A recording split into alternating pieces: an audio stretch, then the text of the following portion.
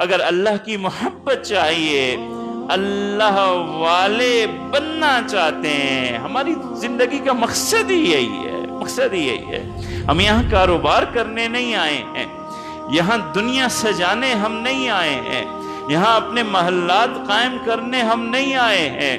ہماری زندگی کا مقصد یہ نہیں ہے کہ اس دنیا کو سنوارنا ہے، اس دنیا کو بنانا ہے۔ ہماری زندگی کا مقصد عبادت کرنا ہے، اس دنیا کو عبادت سے بھر دینا ہے، اللہ کی محبت کے نظارے پیش کرنا ہے، اللہ کی عبادتیں کرنی ہیں، ذکر، اذکار اور اللہ کی محبت کی مثالیں قائم کرنی ہیں۔ اس کے لیے آئے دنیا میں، یہ ہے ہمارا مقصد کہ اللہ سے محبت ہو، اللہ کی محبت کے بعد ایسی عبادت ہو کہ دنیا دیکھے کہ یہ اللہ کا بندہ اللہ کی عبادت کر رہا ہے، اللہ کا نام لے رہا ہے، اللہ کا ذکر کر رہا ہے۔ یہ ہے ہماری زندگی کا مقصد، یہ ہے ہماری کامیابی۔ اگر کوئی یہ کہے کہ آپ نے بہت بڑی تجارت کر لی ہے، کر لی ہوگی، مگر یہ کوئی کام نہیں ہے، یہ کوئی زندگی نہیں ہے۔ اگر کوئی یہ کہے کہ آپ بہت بڑے تاجر ہو گئے ہیں، بہت بڑے انجینئر ہو گئے ہوں گے، مگر یہ کوئی کامیابی نہیں ہے، یہ کوئی کارنامہ نہیں ہے۔ مگر کارنامہ یہ ہے، کامیابی یہ ہے کہ آپ اللہ کی محبت میں آگے بڑھتے ہیں، اللہ کے ذکر میں آگے بڑھتے ہیں۔ اور یاد رکھیے، یہ کامیابی، یہ کامرانی، یہ صرف اللہ والوں کے تعلق سے ہی حاصل ہو سکتی ہے، اور کوئی راستہ نہیں۔ ہم کبھی اللہ والوں کو بھی اللہ والوں کی ضرورت پڑتی ہے۔ مولانا حضرت تھانوی رحمۃ اللہ علیہ نے ایک واقعہ لکھا کہ ریاست رامپور میں ایک اللہ والے تھے، درویش تھے، قبض ہو گیا۔ اصطلاحات ہیں اللہ والوں کی۔ قبض کا مطلب یہ کہ ذکر اذکار سے جو فیض آتا ہے وہ رک گیا، پریشان ہو گئے، بہت کوشش کی، اپنے نہیں بہت کوشش کی، یہ قبض نہیں کھل رہی ہے۔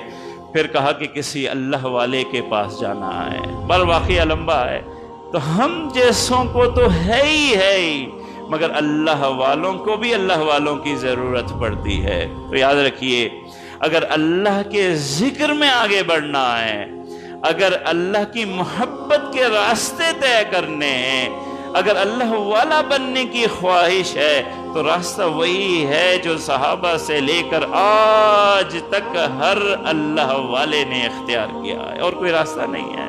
اور وہ راستہ کیا ہے؟ وہ راستہ یہ ہے کہ اپنے آپ کو، اپنی زندگی کو کسی اللہ والے کے سپرد کر دیجئے، کسی اللہ والے کے حوالے کر دیجئے۔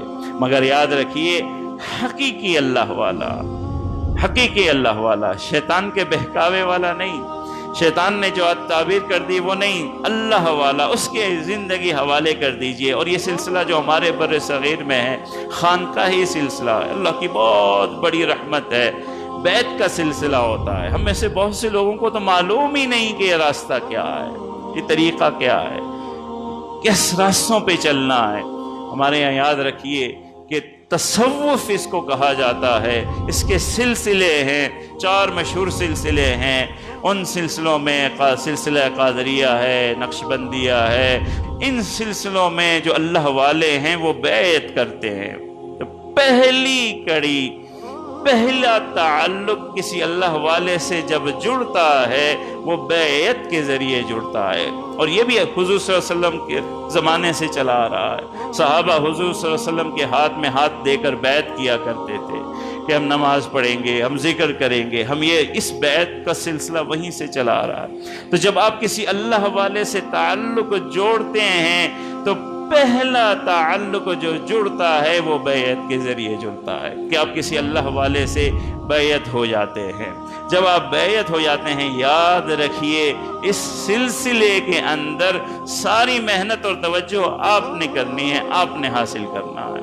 اگر آپ کے اندر تڑپ ہے، آپ کے اندر فکر ہے، تو وہ اللہ والا آپ کو اس سفر میں آگے بڑھاتا جائے گا۔ یہ طالب علم اور مدرسے والا سلسلہ نہیں ہے کہ آپ کو اٹھ کے درسگاہ میں بٹھایا جائے، پڑھایا جائے، زبردست نہیں ہے، آپ کی طلب کے اوپر ہے۔ جتنا آپ کے اندر تڑپ ہے اللہ والا آپ کو آگے لیتا چلا جائے گا، آگے لیتا چلا جائے گا۔ جب آپ بیعت کا سلسلہ قائم کر لیتے ہیں تو پھر اپنے اس اللہ والے نیک بندے سے اسباق حاصل کرتے ہیں، ذکر حاصل کرتے ہیں، مشاورت کرتے ہیں، اس کے ساتھ مستقل رابطے میں رہتے ہیں اور ان کی رہنمائی میں اپنی روحانیت کا سفر طے کرتے ہیں۔ یہ نظام ہے۔